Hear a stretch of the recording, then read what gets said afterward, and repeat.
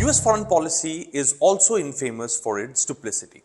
Rest of the world often speak about how America wages war against some nation on the name of restoring freedom and democracy, but if some other nation do something similar to safeguard its national interest, US would tag that nation regime as a terrorist regime. Indian policymakers for the longest time have been skeptical about India's growing ties with United States. On one end, US would pat the back. On the other end, US will activate some tools, systems which would keep the friendly country in check.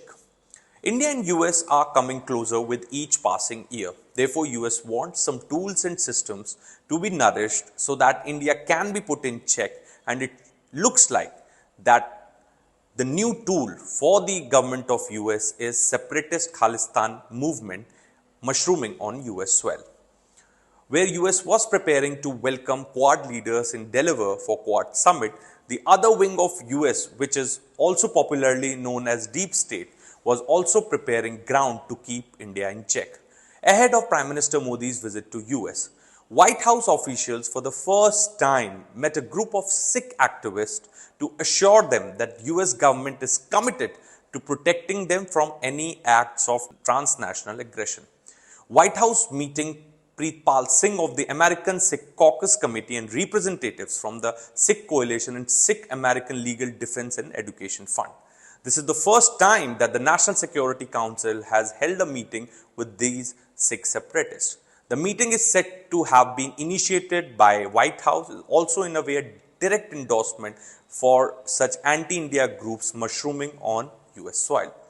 Congressman Adam Schiff early this week introduced the Transnational Repression Reporting Act of 2024, which would require the Attorney General in coordination with other relevant federal agencies to report cases against people in United States.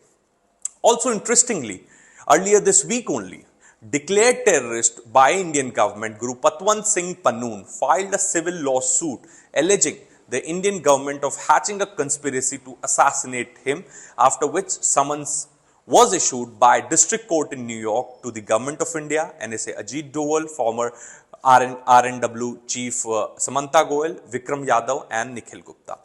Foreign Secretary Vikram Misri, on being asked about summons by US court, says, and I quote, "These are completely unwarranted and unsubstantial imputations," unquote.